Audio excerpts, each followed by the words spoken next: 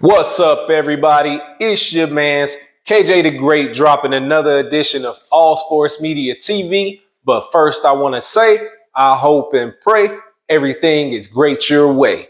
Now, let's get to it. So, it has been confirmed, and the fight date is set for May 27th for none other than three-belt unified welterweight champion Errol the True Spence Jr., who has 28 wins, no losses, no draws, with 22 big wins coming by way of knockout. He'll be going into this fight with Keith one-time Thurman, who is 30 wins, one loss, no draw, with 22 big wins coming by way of knockout. But the biggest twist, I told you guys, this fight will be taking place. This fight will be set for them to fight at 154, which is junior middleweight. And it has also been confirmed by Mauricio Suleiman in an interview, board of 32 members, the WBC, the World Boxing Council, that this fight will be a sanctioned bout for the WBC mandatory at 154. Crazy how this works. I don't know all the ins and outs of how Mauricio Suleiman and the board of 32 members, how they come up with all of this. But Errol Spence, he stated several times that he did not want to fight Keith Thurman. He said, via Twitter, when PBC, they put out a poll saying, who do you want to see Errol Spence fight? And Keith Thurman was on there. He tweeted, take the L out of Lover because it's over. He's not fighting him. That stems from years back when Errol Spence first won his IBF title, and Keith Thurman was a unified welterweight champion. And he told him, no, wait your time. He thought it was his Manny Pacquiao, Floyd Mayweather type of fight.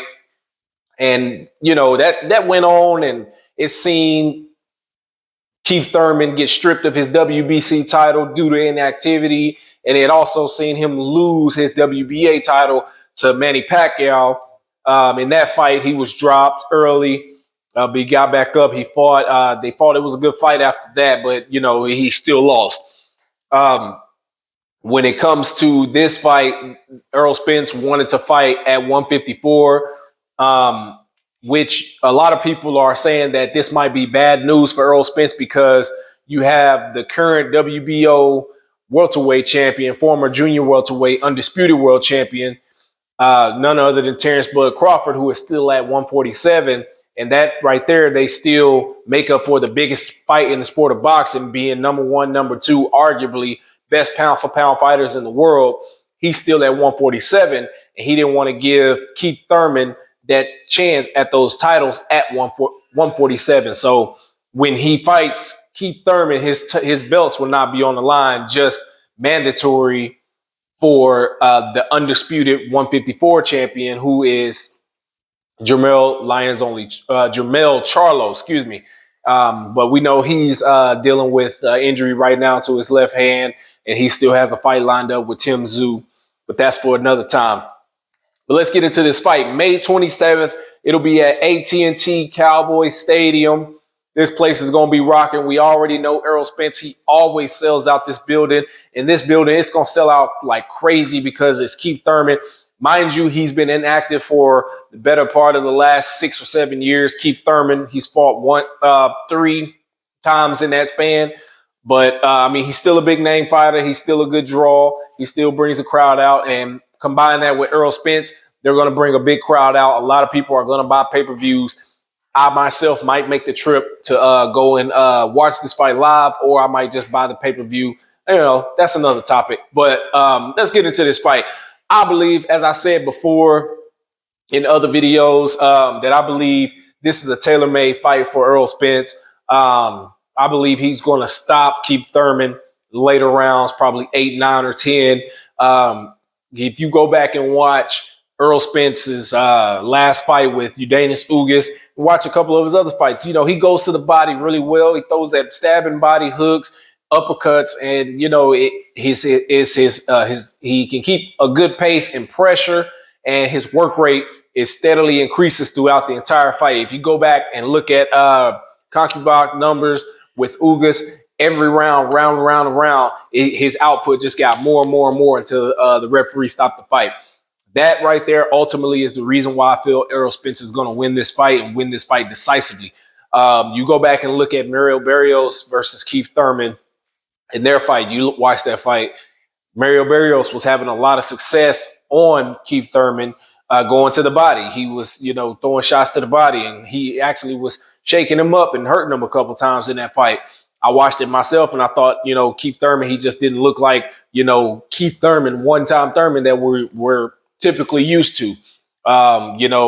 He seems like, this could be one of his last fights, one of the fights, that's, on his resume. That's a legacy fight if he wins, but I doubt he wins.